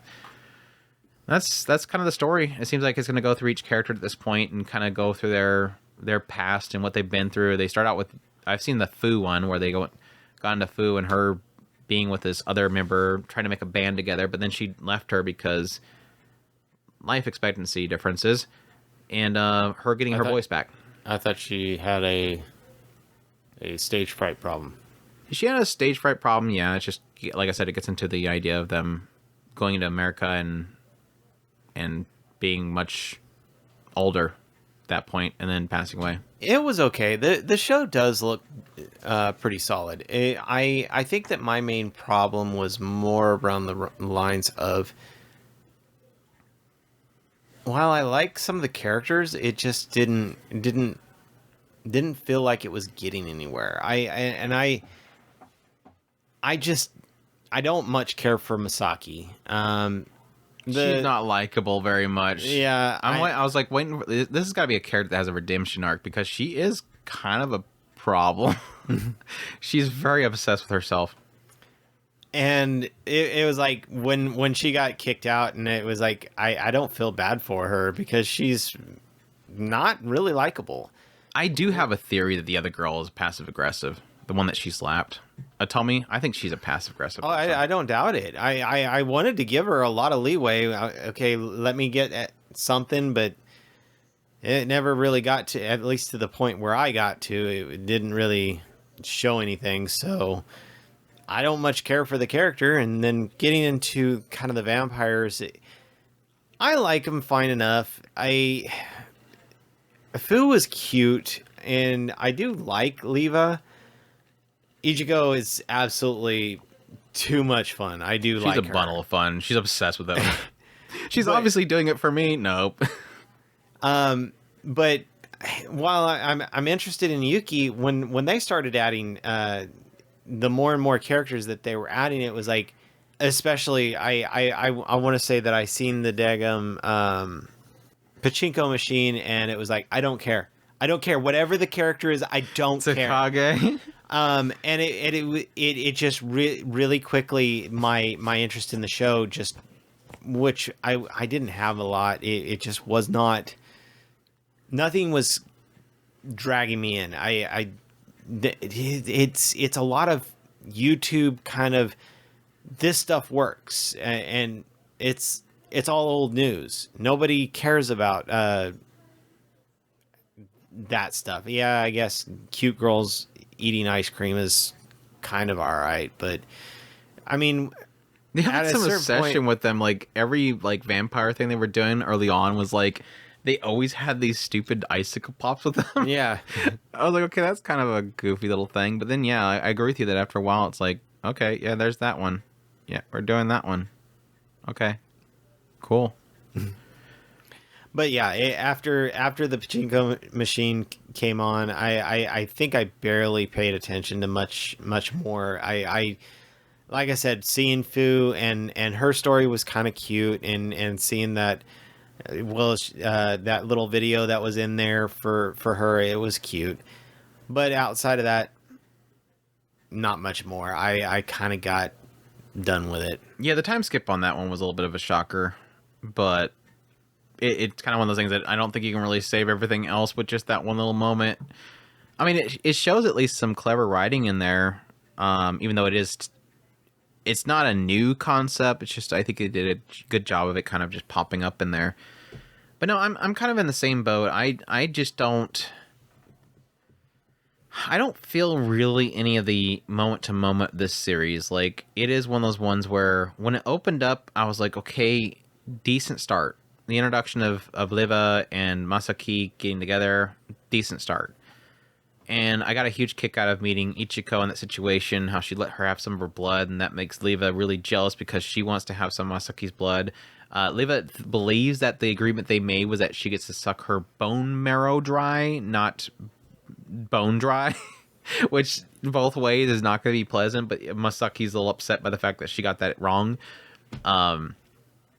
But once the band got together and they had this one goofy moment where Yuki shows up and she just puts garlic into her, and apparently whenever they have garlic, it doesn't kill him or anything. It just makes him like delusional and screwed up in the head. So she just like starts hallucinating like crazy.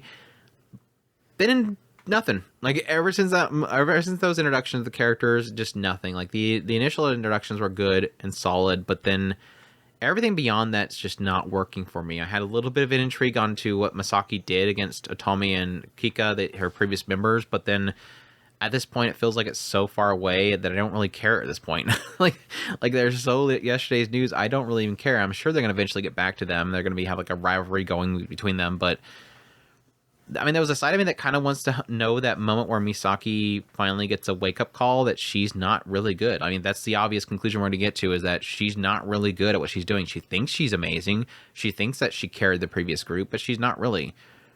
But at the same time,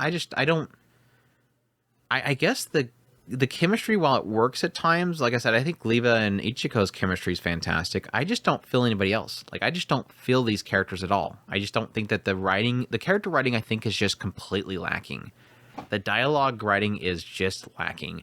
Whoever's writing these moments of the characters together is just not really good at it. So I'm guessing it's a script writing problem or just something in the overall writing of it that's just not there. And so I've just all but given up on the show. Like, I barely got through Fu's episode, and I'm like, I think I'm done. Like, I just think this is not going to work for me, which is a big, massive bummer because I I love PA Works originals. I mean, there's plenty of PA Works original. I think that I didn't like. I guess Akiba's Maid War.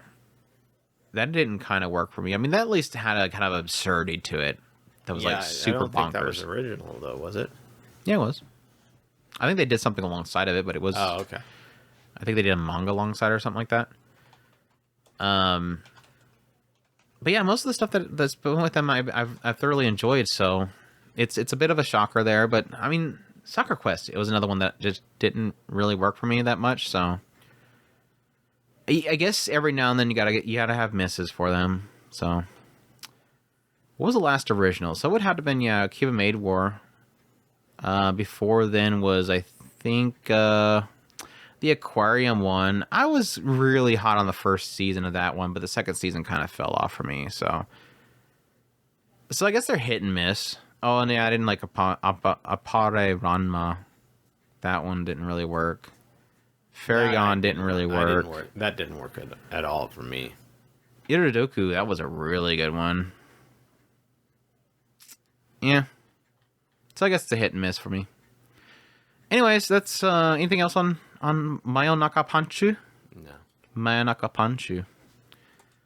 Let's see. What else do we have? I think we're getting done.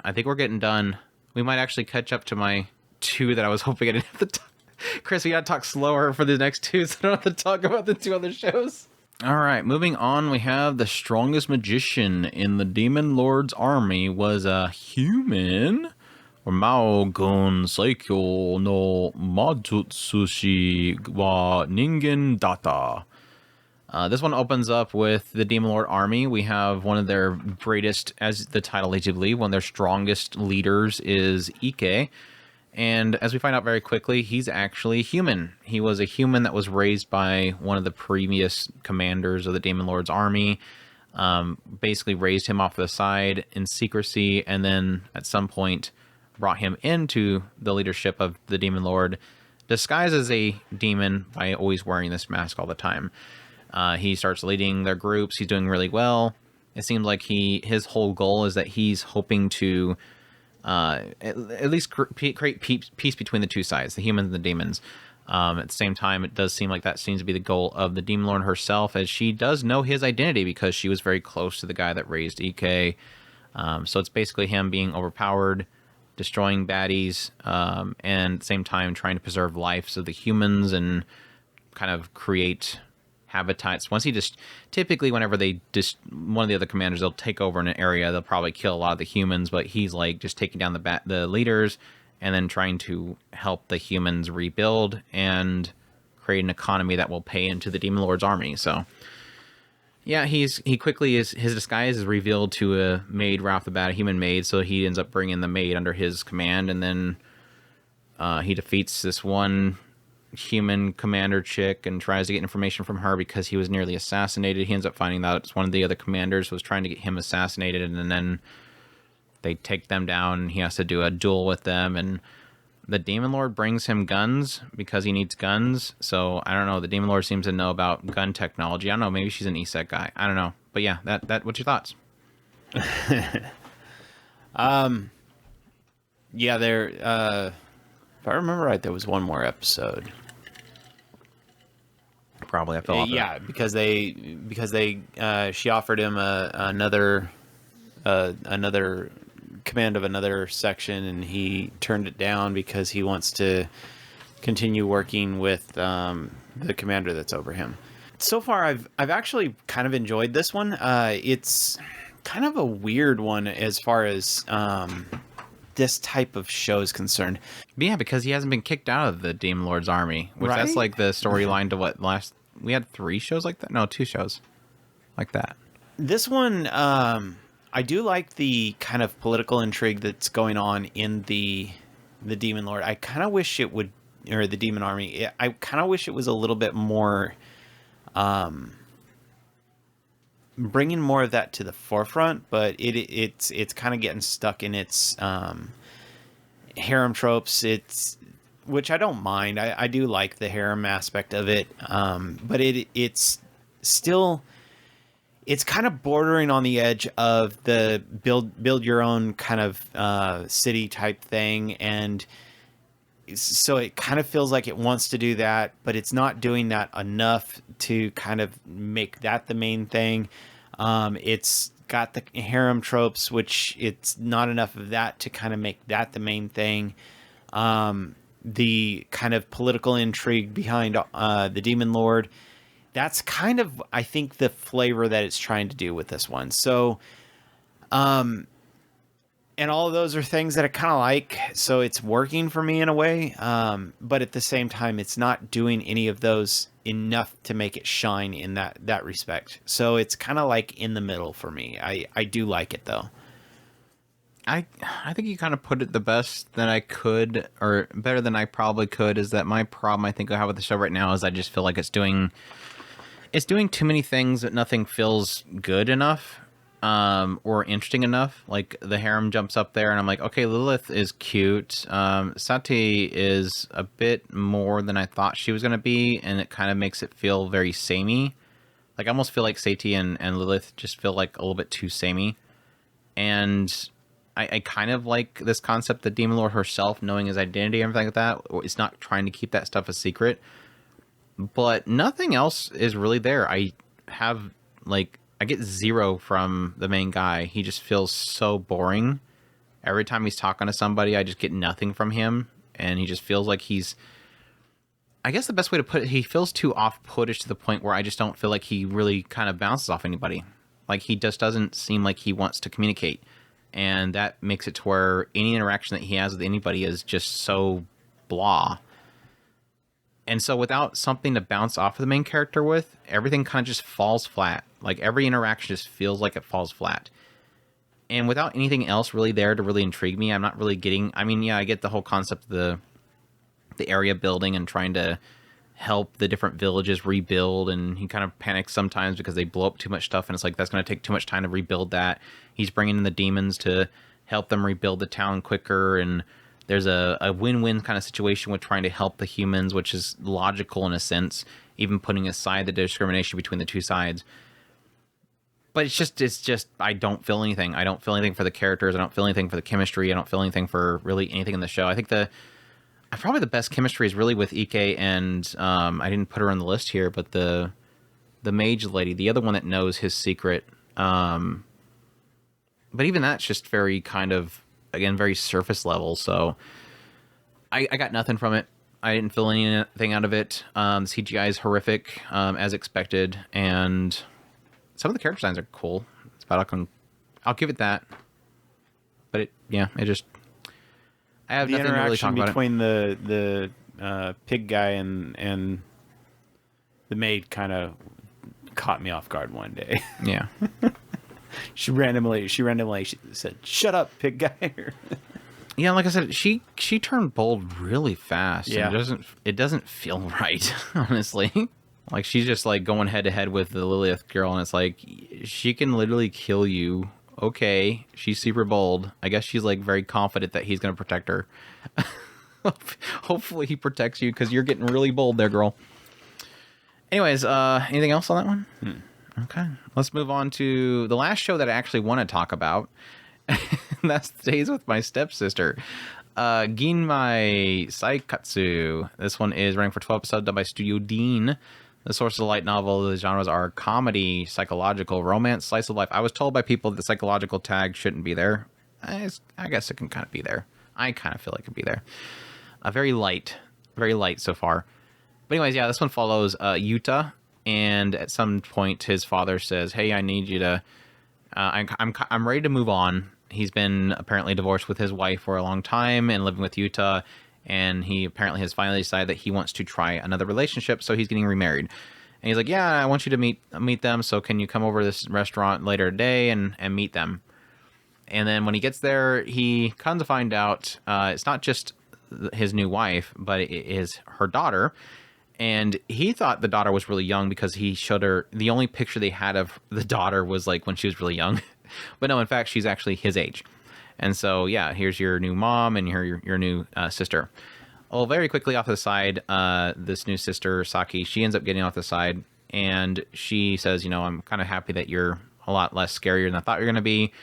And they kind of hit it off pretty quickly. And she then tells him, I want to make something really, really clear. I don't expect anything of you, and I hope that you won't expect anything from me. And he's like, that's relieving. I'm glad to hear that. There's no expectations between the two of them. They're just going to live together, and they won't expect them, either of each other, to kind of go either way to, do anything for them. So the life doesn't really change. I think it really got the sense I got from that. Cut forward, they move in with them, and, Yuta helps her kind of get comfortable, shows her room, and kind of gets her unpacked and everything, helps her out with that. Over time, they do find out that they are going to the same school. There, they decide they're going to keep the fact that they're brother and sister a secret. Even Saki retains her name, Ayase, her last name, her family name. And she's going to school. He very quickly finds out that she is a very kind of closed off from everybody else. The only friend that she has is Maya Narasaka. She's got herself closed off, and later on he'll end up finding out through talking to her that her problem is that she discarded everything that was kind of unnecessary. So friendships that weren't really necessary or not real friends or whatever. A lot of rumors were kind of spreading around her because she kind of likes to prettier herself up, and she kind of views her prettying herself up as almost like a body armor. It's a battle suit, essentially, because she always grew up with her mother being seen as kind of a person that sells her body. She works at a bar at night to support her. Apparently, this was a job that she got once her father had a falling out with his business. She went out and got a part-time job. It was at a bar. She, of course, was prettying herself up to be a bartender there, and the father got jealous and thought that she was selling her body to get ahead, and so that's why they broke up. So Saki almost kind of feels herself the same way that her mother does. This idea that, men always, a lot of people have the expectation that if you're pretty, then you are essentially getting ahead by using your body. Whereas if you're not pretty, then you're using your brain to get ahead, which makes you, like a know-it-all or whatever. So she decides to kind of just done herself with that. Like if people are going to see me this way, I'm gonna make myself as pretty as possible. But at the same time, she wants to prove everybody wrong by actually being smart and getting ahead with her grades. So there seems to be like this really quickly established thing between the two of them that Saki doesn't want to rely on anybody else. She wants to do everything herself, even though every now and then Yuta kind of tries to extend a hand to help her out with things like studying and whatnot. She's constantly trying to repay it back because she doesn't want to owe him anything. So she'll cook breakfast for him every morning, whatever. And then slowly over time, they start to get closer, even though it does seem like there's this desire to not get closer to each other. One key point is at this one point, Saki even tries to make a move on Yuta, and this upsets him because he knows exactly what her goals are, and her goals is to get ahead in her own way. But yeah, that's kind of the setup so far. There's a lot more in there that's kind of sprinkled throughout it, but that's probably about as far as I want to get with it. My thoughts on the show.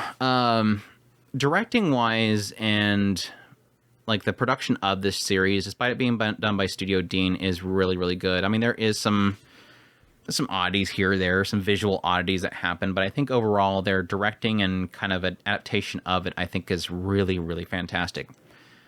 Warning though, is an extremely slow and atmospheric show. It is extremely slow. They let the scenes really, really sit. And I mean, like, sit and cook on simmer for a long period of time. An example, there's sort of a issue that comes up between Saki and Yuta at some point, and they have this one scene where the two of them are eating dinner together, and it's just shot from down the hallway looking into the dining room, and it's a long, silent scene. Like, there's no talking. They want to drill in your head that there's this long, drawn-out scene of just no discussion happening between the two of them as this awkward silence. So it lets these moments really, really set. I would say that it's very much so paced in almost a mundane way, that everything plays out with the mundane still present. These characters are very normal, meaning they're not characters. They're not goofy. They don't have antics constantly. There's not constant back and forth and comedy routines happening. This show is very mundane. Now, that sort of plays it into what makes the show very, very special. Is I feel like watching this show, I'm of two minds. On one end, I think it's extremely genius in the idea that I feel like this is about the most realistic, believable, played out scenario that I can possibly see. These characters are very kind of quiet. They don't have like a punchline they're constantly seeking out like you typically get from a rom-com or something like that. I would even say this is more mundane than you would see like in a typical slice of life, where the slice of life is trying to get to punchlines or climactic booms constantly to keep your interest. It's not really doing that. It's taking its time to really kind of let you cement in these two just being in the same room together or being in the same empty house together, and how they slowly seem to come together. Despite the fact that two of them don't want to bond, they don't want to rely on each other, they don't want to... There's a feeling these two just are both hurt, and they don't want to trust to get close to somebody again, and yet they're finding each other, relying on each other.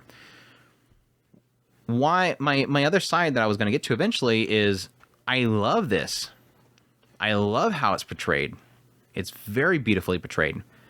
But I'm also extremely afraid, because if it doesn't deliver something good at the end of this, I'm going to be really mad, because it feels like it's asking a lot of time, and I'm trusting it to get to something really good. And it has these moments where I'm like, okay, that's a pretty cool little moment between the two of them, a really impactful moment there. Like the whole scene where she finally goes into his room and offers him something. It was like, okay, this is a really kind of nice little climactic moment right here. Like this is good. But I fear that it might not give me a total payoff at the end. So hopefully it'll build into something with a really nice payoff, but it is one of those ones that it's asking a lot of you. It's asking a lot of patience. And I feel like most people, unless it gives you that payoff at the end, it's going to suck. It's going to really suck. Now, yes, I can say some might be questioning if they listened to I think it was our last podcast. Okay, you said the same thing about How to Become Ordinary. That was a very mundane show, very well, beautifully portrayed too. And that one's very mundane. I will say this one's more entertaining in the moment to moment than Become Ordinary. Become Ordinary is like mundane with like an expectation of something happening and it not happening. This one is just kind of more slice of life drama beats with the characters that's really kind of slow paced. But yeah, I'm really enjoying it. I think it's got a good setup so far. I really hope for more from Yuta here soon, because I feel like we've done enough to kind of explain what's going through Saki's mind, that I'm hoping here soon we can get more into Yuta. It does seem like his whole issue is that his mother cheated on his father, and so I'm assuming that he probably has a severe lack of trusting females in general. But he does seem to be very welcoming of Saki. Like, he's not off-putting. He's going out of his way to kind of welcome her in and make her comfortable and help her with her issues, and he's very much so a very reliable person. So I'm not really getting what they're going to end up doing with him if it doesn't seem like anything that is his trauma seems to be something he's putting out there, I guess. Unless he's just really good at hiding it, which that could very well be. But I like it. I really do like it so far. I think it's just really well put together. I mean, there's so many subtle moments that I think are just so well put together. I'm not sure if I mentioned it on here before, but there was one scene where it was the first night, I think, that Saki was staying there, just moved in, and he goes out of his way to make sure that it's comfortable. Even so much, though, that he goes in the bath first, and she notices that he actually goes and has the entire water get filtered out. He lets the water out and lets it refill up the water. And he does that purposely because he wants to make her comfortable and doesn't feel like she'd be comfortable getting in the bath after he does. And so afterwards, he even thanks him for it. But then after she takes the bath, she comes out into the hallway, and it's a shot that's coming from the front door, I think, and then like has this turn. It goes down the hallway to the dining room, and there's like the bathroom to the left, and the shot's from there, and it sticks on there, and you see her come out of the bathroom, and then she walks down, or she walks, I think, towards the front, and she turns off the light, and then she walks down the hallway, and then like basically the whole concept here is just it's a static shot, and she's just going around trying to figure out how to turn the light off. And like it just kind of shows how she's kind of out of her norm. Like she doesn't know how the house is laid out. She's just trying to figure out how to turn the lights off, which light switch work for what lights. And again, it's like that little subtle thing that shows how out of place she is, and she's just trying to, get something done. Again, that's just sort of the feel that I get of the whole show. It just lets you sit in how a character feels and how they're not in their right place and how they're feeling a little isolated, or, they're trying to reach a hand out to the other person despite the fact that they don't want the hand, and they accept it sometimes, begrudgingly, or they, constantly want to pay each other back, so they never feel like they owe the other person a favor. There's this kind of slow building trust, and I think how it's doing it so slowly could probably bug a lot of people, but I just think that it is one of those ones that's just kind of a unique experience that I find to be very beautifully portrayed, if it does well enough to constantly, hopefully, give those little payoffs every now and then to make sure that you're investing your time to something that's going to build in something good. So it's good. I really liked it. I was really hoping that Chris would have watched it, but I did start it. I just didn't. Demon Lord didn't get very far. got his attention. How far did you get? The introduction. We're strangers. Huh? We're strangers. We're definitely not gonna bang. I love the entrance. We're strangers. Unlike light novels where siblings get together, that's not how real life works. Like, yeah, whatever, dude. Keep telling No, yourself that. she just told him that she had no expectations. He said that he was glad that she said that. And Yeah. that was about as far as I remember seeing. So Yeah. It's good stuff. Good stuff. I'm looking forward to more. It's definitely a good watch every week. Good watch.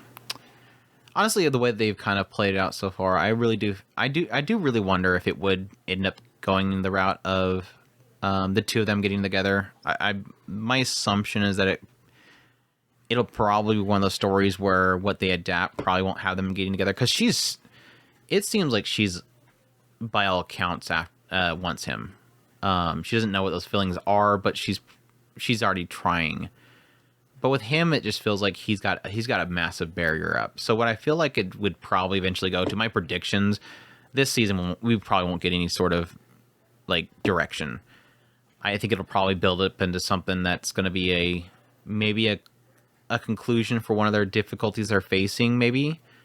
But I think it's probably going to be one of those ones where, like, towards the end of the light novel, they get together when they're in, like, college or something. I'd assume it'd probably go that route. That's my prediction. It just seems like it's too geared to the two of them getting together. I don't know. I mean, it the way that they handled that one scene of her going in the bedroom, I felt like it was very much so trying to be... It wasn't trying to be showy about it. Like, it wasn't trying to show... It wasn't trying to say, look at this. It was very respectful, I guess the best way you can put it. Anyways. That is that. How long we've been going? Should I even bother getting these last two? Let's just do them really quickly. It's not going to be much. Tower of God. I've been watching the second season of that. I barely remember anything from the first season. I wasn't a huge fan of the first season, so that tells you a lot there. There was certain characters that I was very fascinated with the first season, but it doesn't seem like any of those characters are present this time around. It's kind of shifted its focus to... It feels very Fate. Was it Fate Extra? Was the one on Netflix that was the layers, the levels that they were going through? It's kind of like that. I mean, that was how Tower God is. Don't get me wrong, but like more in the idea that some people, like, for some reason, like, I don't know where we're finding out that there's some people that do not go to the next floor or try to climb the tower. Like, they give up, so they're like building societies on the floors. Okay, this is apparently a thing now. I wasn't even aware it was a thing. So it didn't seem like they were even implying that as an accidental thing, unless that was where the administrators or whatever the hell they are. Yeah, I don't even know where they're at whenever they talk to them, but yeah, now the main character guy is like super edgelord now. Like, I guess he went through some weird training stuff, so now he's like completely different than what he used to be. So apparently a bunch of time has passed up that I'm not even aware of. So he looks completely different. He acts completely different. So it was like within a scene change, suddenly he's completely different and super edgelord. So whatever happened there, whatever. And now they've introduced a whole bunch of new characters that I don't really care about, but now there's this bomb guy that's hanging out with him now and traveling up the tower with. I don't know anymore. I mean, it's fine. I've always been kind of fascinated with the overall world, and I think somebody told me that that's going to be more of the focus going forward, so that's, I guess, a positive of it. But I'm not invested in it. I've never really been invested in it. It's a massive visual change too. Holy crap, it looks completely different in the second season. I think they did a studio change, so I think it's, compared to the first season style wise, I think it's a little bit better, question mark. I mean, it's not unique anymore. Like, the first season was very unique, and so it is losing that uniqueness, but it does look a little bit better now, but just animation wise, not really there. So I don't know, we'll see where that goes. Café Terrace, I literally started the first episode and didn't even get very far into it, so I don't really have, I'm not going to even bother with talking about that. I think I'm done with it at this point. I started the first episode. It wasn't, nothing was grabbing me. I didn't really even plan on starting the first episode, so nothing new there. I just don't really care much about the characters in that series. And with the harem romance series, you kind of have to like characters. Yeah. I mean, there's some character traits that I like of certain characters. But you said that they were adding a whole nother extra set of casts. So now you're gonna have your new character that you're gonna like. That one shot of them was not telling me they were going to be a good interest. They literally are standing from the cafe going, "We're gonna take them down." Okay, yeah, turn off. Turn off. Well, that might make all the difference in the world. If they destroy the cafe, I'll like them. Yeah, you don't like them. Yeah, destroy the other girls that I don't really care for, that we're trying to catch. We're trying to get one of the girls drunk, shoving her into the bed with him so they can get blackmail material against him, and literally. And this group of harem girls, they're going to steal the guy away. Any other shows? Did we get everything? Let's check it one more time. I don't remember, honestly. Yeah, I think that's it. We're there. We might do a spoiler discussion later on. We could talk about some of these other shows like Tensura and Spice and Wolf and Yatagarasu, but that's the first impressions. Next week, hopefully, if I get time, we'll be doing our music podcast episode. No promises there because I haven't even started it. There's a lot of shows to go through, but I don't think really any songs are really kind of standing out like crazy, but I've been skipping a lot of them because I don't want to see a lot of spoilers. But we'll see. But I hope you guys enjoyed our run through of the summer 2024 anime season. Definitely appreciate you guys' support. Again, we're talkingspirit.com, so where you can go for our links, social media links, ways to get a hold of us, Our Discord's over there as well. Join the community, talk to us, all that kind of stuff, or at least talk to me. Chris is logged in there anymore. I think he just logged in because I kept making fun of him. I pop in here and there. We hope you all enjoyed. Until next time, y'all take care. Os.